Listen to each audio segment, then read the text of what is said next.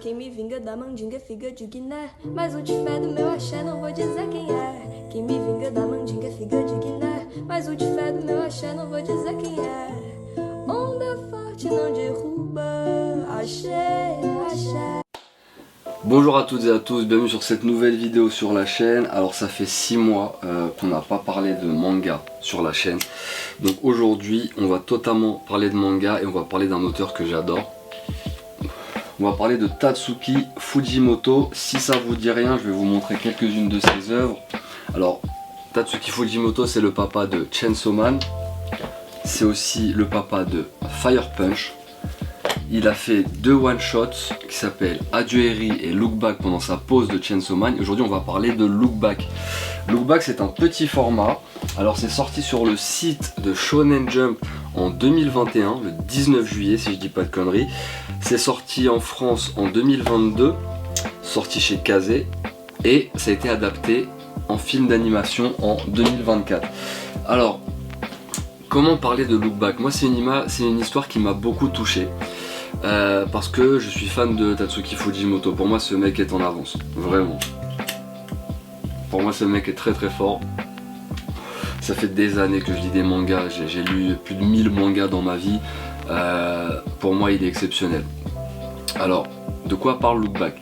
Look Back, ça parle de 2 jeunes filles. Ça parle d'une jeune fille qui s'appelle Kyomoto et une autre jeune fille qui s'appelle Fujino. Est-ce que Fujino et Kyomoto, c'est pas comment dirais-je, le mix de Fujimoto? Donc en fait ce qui se passe dans cette histoire, on parle de Fujino qui est la dessinatrice tout simplement de la rubrique manga dans le magazine de son école. Et un jour, son prof principal vient la voir et lui dit: Fujino, je sais que c'est toi qui t'occupes de la partie manga, mais on va rajouter quelqu'un, elle s'appelle Kyomoto. C'est une élève qui vient pas en cours, parce qu'elle sûrement elle a des problèmes un petit peu personnels, donc elle vient pas en cours. Et un jour, Fujino lui dit: bon bah oui, ça me dérange pas du tout. Le problème, c'est que quand Fujino fait ses petits mangas à côté de Kyomoto, les élèves se disent: mais c'est quoi cette dinguerie? Qui est cette Kyomoto? On dirait des dessins de pro. Alors Fujino, ça touche vraiment beaucoup dans son ego. Donc qu'est-ce qu'elle fait? Première réaction très intéressante, elle va essayer de progresser. Là, Fujimoto nous parle de la concurrence, de la compétition dans l'art. Parce que c'est une ode pour moi à la non-concurrence, ce manga. Je vais vous expliquer tout ça après. Donc Fujino se lance à corps et âme dans une amélioration, un level up de son dessin. Mais Kyomoto reste malheureusement bien au-delà du niveau de Fujino. Alors un jour, à la fin des cours, Fujino est missionné par son prof principal d'aller ramener son diplôme à Kyomoto. Donc elle est quand même un petit peu contrariée, elle dit: pourquoi c'est moi qui dois y aller? Elle dit: oh, bah, vous avez partagé la rubrique manga, c'est normal que ce soit toi de lui ramener son diplôme. Et donc Fujino, qui avait un gros complexe créé à cause de Kyomoto, il va quand même et glisse un petit dessin sous la porte de Kyomoto. Fujino s'apprête à sortir de la maison de Kyomoto, mais Kyomoto la rattrape en lui disant: c'est toi Fujino, je suis fan de toi. Et c'est très intéressant, c'est la deuxième leçon qu'on apprend dans ce one shot.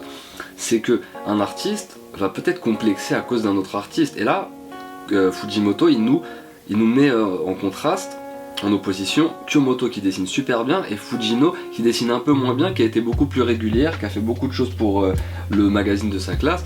Et on a Kyomoto qui dit à Fujino: je suis fan de toi, j'adore ce que tu fais, je connais toutes tes séries par cœur, c'était la partie que j'attendais le plus dans ma semaine. Et là Fujino, son ego est un peu troublé parce qu'elle était complexée par cette Kyomoto et elle lui dit finalement: je suis fan de toi. Alors c'est très complexe et à la fois très simple. C'est la force de Fujimoto dans ses mangas. Il prend des concepts assez compliqués et il les vulgarise. Faut arrêter de croire que vulgariser quelque chose c'est très facile. Parler de quelque chose de compliqué et le rendre en quelque chose de simple, c'est un trait d'intelligence énorme et c'est un des points forts de Tatsuki Fujimoto. C'est pour ça que j'adore ses œuvres. Donc au bout d'un moment, Fujino avait lâché l'affaire parce que Kyomoto était trop forte, ça lui créait trop de complexes malgré son travail pour s'améliorer. Et ben Fujino n'arrivait pas à suivre la distance au niveau de la qualité. Alors elle a arrêté de dessiner. Parce qu'elle s'était vraiment rentrée dans une bulle où elle faisait que dessiner, elle voyait plus ses amis, etc. Et Kyomoto, quand elle la rencontre, quand elle lui ramène son diplôme, elle lui dit: écoute, j'aimerais bien lire la suite, pourquoi t'as arrêté de dessiner? Alors Fujino lui dit: je suis en train de préparer un nouveau manga. Alors Kyomoto lui dit mais c'est génial, s'il te plaît laisse-moi le lire, etc. Et chose encore meilleure, c'est que Fujino va prendre Kyomoto comme assistante. Donc du coup, elles vont gagner un prix à l'âge de 13 ans et jusqu'à un certain moment, Fujino et Kyomoto vont bosser sur une série pour la publier en fait. L'éditeur décide que vraiment les deux jeunes filles sont vraiment très très fortes et elles ont leur manga attitré. Alors moi ce manga il m'a beaucoup touché parce que j'ai vraiment lu pas mal de messages dans ce manga. Déjà Fujino, Kyomoto, ça fait Fujimoto si on colle les deux. Donc peut-être que Fujimoto essaie de nous transmettre un message. Alors oui, je suis quelqu'un qui a des bonnes idées, mais je suis quelqu'un qui a beaucoup travaillé. Quand Fujino arrive chez Kyomoto, elle voit des piles et des piles et des piles de cahiers de dessins, de cahiers de croquis pour s'améliorer. Et moi, ça, j'ai vraiment beaucoup aimé cette œuvre parce qu'il y avait le côté du travail, de la rigueur, de ne pas complexer, de ne pas se comparer aux autres. Le monde de l'art est très souvent soumis à de la compétition, à des challenges. Je suis un acteur, ce mec-là joue mieux que moi. Je suis un musicien, ce mec-là fait de la meilleure musique. Au bout d'un moment, il faut arrêter de se comparer. Quand on fait quelque chose, il faut le faire pour soi-même. Et dans un monde très capitaliste, je ne vais pas jouer les conférenciers en géopolitique, hein, mais dans un monde très capitaliste, on essaie toujours d'être le meilleur, mais pas la meilleure version de soi-même. On essaie d'être meilleur que l'autre. Et dans ce rapport de deux jeunes filles qui ont 13-14 ans, d'ailleurs c'est très cool d'avoir deux protagonistes féminins dans un manga. Pour ceux qui disent que les mangas c'est des trucs de garçons, Fujimoto pour moi est encore en avance. Ce qui est intéressant, c'est vraiment de se rendre compte que Fujino au début est très impressionné par Kyomoto et au final Kyomoto est fan de Fujino. Donc la boucle est bouclée. Il faut arrêter de se prendre la tête en se disant je vais faire mieux qu'un tel, Non, il faut essayer de faire mieux que soi-même. Essayer d'être une meilleure version de soi-même. Et c'est ça que j'ai beaucoup aimé dans ce manga. L'adaptation est très très fidèle. On est quasiment sur du case par case. Après c'est un manga qui en one shot qui fait à peu près 130 pages. Donc le format vidéo en film qui est sorti en 2024 fait environ 50 minutes. Alors pour les gens qui n'aiment pas lire les mangas, c'est très très accessible. Vous allez trouver ça en streaming très rapidement ou sur des sites officiels si vous avez un peu d'oseille à lâcher. Ça fera de l'argent pour Fujimoto, tant mieux. Mais c'est vraiment très accessible. Les messages qui sont transmis dans cette œuvre sont vraiment très très simples à comprendre. Et moi j'ai vraiment adoré ça parce que ce look back ça m'a fait revoir pas mal de choses par rapport à l'art, par rapport à la compétition. Il y aura toujours des gens qui vont vous soutenir, des gens qui seront peut-être meilleurs que vous, des gens qui seront moins bons que vous, mais qu'est-ce que ça nous apporte? Qu'est-ce que ça nous apporte de se comparer à un tel et un tel? Le but de ce que nous explique Fujimoto dans ce manga, dans ce one shot, c'est vraiment de faire quelque chose pour nous-mêmes.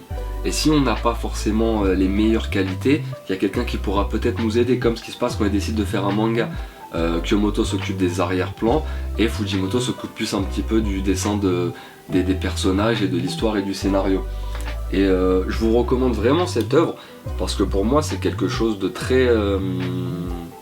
comment dirais-je? Quelque chose de très simple, c'est très doux. Même si à la fin, il se passe un plot twist incroyable. J'étais sur le cul parce qu'il y a pas mal de concepts qui sont évoqués, surtout à la fin on parle du deuil, on parle des choix qu'on fait. Je sais pas si vous connaissez l'effet papillon, c'est un battement d'aile de papillon à Paris fait un ouragan au Vietnam. C'est en fait quand on part de quelque chose de petit ça peut devenir énorme. Il y a un gros moment à la fin de l'œuvre, d'habitude je spoil les œuvres mais là je vais pas vous spoiler parce que c'est un format vraiment court. Quand c'est un manga qui dure 45 tomes évidemment je vous le spoil comme ça, voilà, si vous voulez le lire etc. Mais là allez-y parce que Look Back c'est vraiment quelque chose de très simple, très enfantin au premier abord, mais les questions qui sont posées et les problématiques qui sont soulevées c'est quelque chose de très intéressant. J'ai trouvé le dessin très bon, très épuré. Beaucoup de cases sans... comment dirais-je? Beaucoup de cases sans texte. C'est quelque chose que j'aime beaucoup dans le manga et dans les mangas en général. C'est quand on est en train de lire, on lit des dialogues et après, pendant 5-6 pages, il n'y a pas de dialogue. On parle que avec le dessin. Par exemple, il y a beaucoup de dessins où on voit Kyomoto et Fujino de dos, surtout Fujino, en train de dessiner. Peut-être que ça vient de là, look back, regarde en arrière, retourne-toi, je ne sais pas. Mais je vous recommande vraiment cette œuvre qui pour moi est un petit chef-d'œuvre, un petit bijou. Encore une fois, l'anime dure 50 minutes, le manga fait environ 130 pages, donc je vous le recommande. Ça me fait plaisir de parler de manga parce que ça faisait peut-être 6 mois qu'on n'avait pas parlé de manga sur la chaîne. Je prépare une petite vidéo sur Hunter x Hunter parce que j'ai pas mal de choses à dire, ce sera sûrement la prochaine ou celle d'après. Et voilà, merci d'avoir regardé cette vidéo et à bientôt, ciao.